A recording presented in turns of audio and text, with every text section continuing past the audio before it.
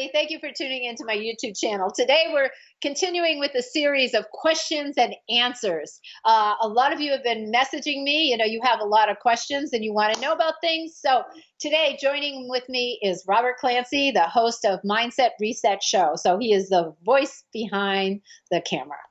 Yes, and it's an honor to be here again. And so many fans have asked where to get your movies and why is it so hard to find them. There's a few out there that you can get your hands on, but many of them are unavailable.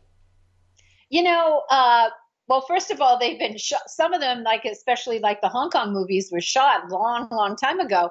And throughout those years, Golden Harvest would sell their library. They'd sell them to Warner Brothers or here or there, and sometimes they get lost. I think now on Amazon Prime, they're coming up with more of my movies, so you can see more of that. Sometimes you can find them on eBay. Um, eBay, I would say, or Amazon is the best thing, but I really have no control about the movies. I don't even have copies myself. So I guess, it's just search on the internet for them, and that's where, you can find them. Well, you actually do have a copy of one on your website. You have Martial Arts Kid, do you not? And I think fans can get that signed and sent to them too. Yes, absolutely. That's the one I do have is the Martial Art Kid. And you can, if you haven't seen it or you would like a copy, you could go to my website, cynthiarothrock.com, and I will personally sign it for you.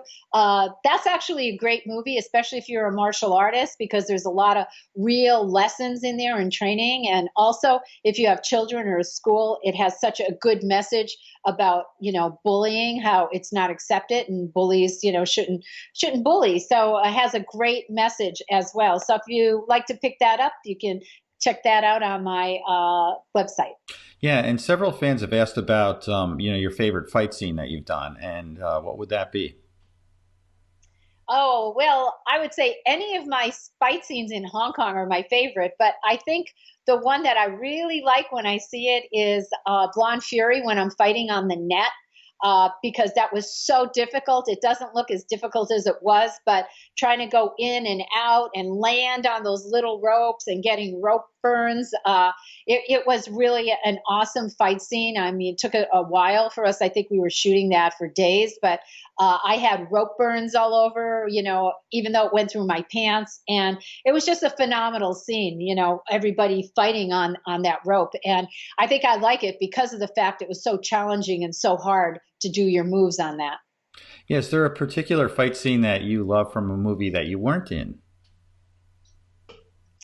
I liked the Kingsman. I liked the fight scene in the church in the beginning, and I thought like some of those fight scenes were really, really well. I also liked Robert Downey Jr. when he was doing Sherlock Holmes, doing the Wing Chun. And I just liked how he thought about the moves slow and then he did it fast. So I like that. I'm not really a Wing Chun person. On the last movie, The Huntress, which we are still shooting right now, I do some Wing Chun in it, and it's really not an easy hitting the dummy all the time. I was quite bruised and stuff, but I do like that style. So still learning, and I would have liked to have done that scene. Anything that I don't know and I have to learn to do, I kind of gravitate to. I think it's part of the fun of doing movies is learning new things. Yeah, and several fans have been very amazed by your adventure travels. And what's one of your most memorable adventures that you've been on? I have to say Antarctica was probably the most memorable, although New Zealand and Africa are pretty close to that. I think because, I don't really like cold and it was so cold and I did so many crazy things there. I did the polar bear plunge, right? Where you just have a bathing suit on and you're going into water that's 31 degrees. And it was very hard for me to do, but I thought, if I'm going to do this polar bear plunge, this is the place to do it in Antarctica where there's icebergs. And they had a doctor on set just in case someone passed out, or not on set, but, on the ice. And when I did it, I almost passed out. Like for about maybe 10 seconds, I couldn't catch my breath. It was so cold and you have to submerge yourself. And I also did ice trekking to Jobbert Peak. Now, you never know what you're going to come across in Antarctica because it's ice and you might not be able to go this way or that. And so we had to change routes, and I was doing mountaineering. And to do the mountaineering, you had to have the really $700 mountaineering boots with you with the ice crampons and stuff. And they said you had to be a mountaineer to do this. Well, I'm not a mountaineer, but I really wanted to do it. So they were saying how hard it is. Only 3 people could do it. Um, that the instructor said, I said, I don't think I could really do this. And he said, are you in good shape? Yes. He goes, are you afraid of heights? I said, no. And we did this trek that was probably, other than going to Mount Everest base camp, trekking there, it was the hardest thing I've done, because you can't turn around. Everybody is going up to the peak. We were tethered to our instructor at points. At points, we were like at a 1,500 slope, like just ice picks going up. If you fell down, you would have been all the way down the mountain into the ocean. When you got to the top, you think, oh, that's it. But now you're not. You have to go it's like valleys going up and down.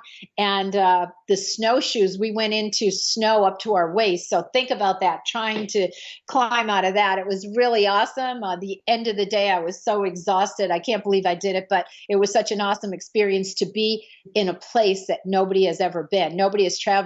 Our instructors didn't even know what he was going to find there or how difficult it was. And it was quite difficult. So I'd have to say Antarctica that's like right on the top of my list of extreme adventure and unusual places I've been.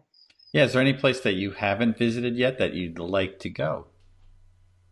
Yeah, there's a lot of places actually. I have this thing. I want to travel everywhere in the world, as many places as I can before I die. And I would like to go to Greenland. And I don't know, I guess it has that same Antarctica kind of feeling. I've been to the Arctic, but I'd like to go up into the Arctic Circle, up toward Canada where the polar bears are. I want to do this polar bear adventure where you get helicoptered into a den, and then you're on these trucks that are enclosed. It's the only truck that's allowed on the ice, and the polar bears come up to you. So I want to do that. And I still want to trek Kilimanjaro. So that's in Africa. So I want to do that. And I want to do the Dolomites, which I was going to do this year, but I think it got canceled due to the COVID-19. So it's trekking across Italy to France. And then also what I will be doing next year is the El Camino de Santiago. It's about 30 to 40 days trek. So that's, I guess, the kind of things I want to do for next year. Wow, you got a full plate there. So a couple of well, I mean, it leads us into your workout routine. I'm pretty sure it's just the adventures are your workout routine, but many fans have asked, what is your workout routine like these days? Is it from your old training days, but now you still stay in shape. So what's your daily routine? Well, I've always worked out hard my whole life because exercise and physical activity is just what I do. Now, because of the COVID-19, we're quarantined and I'm home and I'm forced to work out at home. So I do the Peloton, which is a spin bike. I do the classes daily. I have a medicine ball that I've worked with, and I have it actually, and this wasn't planned. Here it is. It's 10 pounds. I work out with that. I also walk my dogs a lot. I like hiking. That's like a typical part. And here's my dog. She heard the word walk. She heard the word walk, so she came over because she's due for a walk. I do that. I also work on with weights, doing some weights, and the TRX. I'm also doing that. So, and plus I like to do yoga when I'm not in quarantine. I like to do hot yoga because I like to sweat, because I think that's a good way to detoxify yourself. Yeah. So I just try to think of different ways I can work out so I'm not bored doing the same thing over and over again. And many fans have just wondered, what is your secret to, I won't even say anti-aging. They just say you're just timeless. You're not even aging at all. There's no anti-aging because you haven't aged. So what's going on there? You know what? I honestly, the word older is not in my vocabulary. Old, I still in my mind think I'm like 30. I could do things that I couldn't do back then.